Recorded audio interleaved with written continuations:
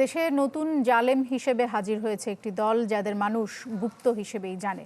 বরিশালে নির্বাচনী জনসভায় এমন মন্তব্য করেছেন বিএনপি চেয়ারম্যান তারেক রহমান। তিনি বলেন, দলের নেতার কাছে মা বোনেরা নিরাপদ নয়, তাদের কাছ থেকে দেশের অগ্রগতি এবং আত্মমর্যাদাপূর্ণ আচরণ আশা করা যায় না। কীর্তনখোলা নদীর তীরে বরিশাল নগরীর বেলস পার্ক মাঠে বিএনপির এই নির্বাচনী জনসভা। বেলা গড়ানোর সঙ্গে সঙ্গে জনস্রোতের গতি একসময় গিয়ে থামে সমাবেশ স্থলে। ধানের শীষের কর্মী সমর্থকদের পদচারণায় জনসভা স্থল পরিণত হয় জনসমুদ্রে।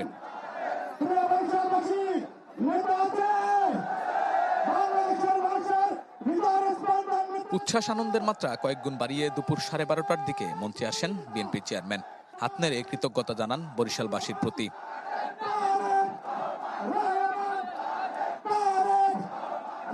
প্রধান অতিথির বক্তব্যে তারেক রহমান মন্তব্য করেন, একটি দল গুপ্ত হিসেবে পরিচিতি পেয়েছে, নতুন জালেম হিসেবে আবির্ভূত হয়েছে তারা। জনগণ তাদেরকে কি পরিচয় চিনে? গুপ্ত পরিচয় চিনে, গুপ্ত পরিচয়।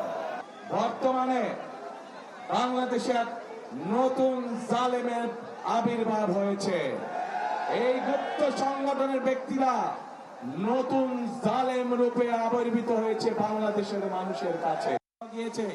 তিনি বলেন, দেশ গড়ার সময় এসেছে, নারী পুরুষ সবাইকে নিয়ে এগিয়ে যেতে হবে। অপপ্রচারকারীরা সৎ মানুষের শাসন দিতে পারে না বলেও দাবি তার। এই জালেমের দল বলে তারা নাকি সৎ মানুষের শাসন কায়েম করবে। আরে ভাই, প্রথমেই তো আপনারা অনৈতিক কাজ শুরু করছেন। অনৈতিক কাজ দিয়ে আপনারা মানুষের ভোটকে প্রভাবিত করতে যাচ্ছেন। যাদের ভোটের শুরুটাই অনৈতিক কাজ, তারা কি করে সৎ মানুষের শাসন দিতে পারে? বিএনপি চেয়ারম্যানের অভিযোগ, ষড়যন্ত্র চলছে ভোটের অধিকার কেড়ে নেয়ার। ভুয়া সিল তৈরি করে ব্যালট পেপার ছাপানোর অপচেষ্টা চালাচ্ছে গুপ্ত শক্তি।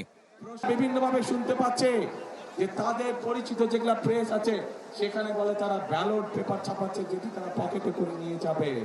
আজ এই মাঠে লক্ষ মানুষ যারা আছেন, আপনারা স্ব এলাকায় ফিরে গিয়ে আপনার এলাকার যে সকল ভাই বোন আছে, যারা ভোটার আছে, তাদেরও সকলকে সজাগ সতর্ক দৃষ্টি রাখতে বলবেন, যাতে করে 12 তারিখে আপনার অধিকার অন্য কেউ হাইজ্যাক করে নিয়ে যেতে না পারে। সরকারে গেলে দক্ষিণ জনপদের উন্নয়নে বেশ কিছু পরিকল্পনাও তুলে ধরেন বিএনপি প্রধান। দীর্ঘ 2 দশক পর বৃহত্তর বরিশালের জনসভায় বক্তব্য রাখলেন বিএনপির চেয়ারম্যান তারেক রহমান।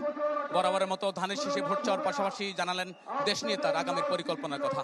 শহীদ প্রেসিডেন্ট জিয়াউর রহমান এবং বেগম খালেদা জিয়া বরিশালের উন্নয়নে যে ভূমিকা রেখেছেন, ভোটে জয়ী হলে তাদের উত্তরসূরি তারেক রহমান সেই পরম্পরা কতটুকু ধরে রাখতে পারবেন তা নির্ধারণ হবে আগামীর 12 ফেব্রুয়ারি নির্বাচন। শাহনেওয়াজ বাবলু, চ্যানেল 24, বরিশাল।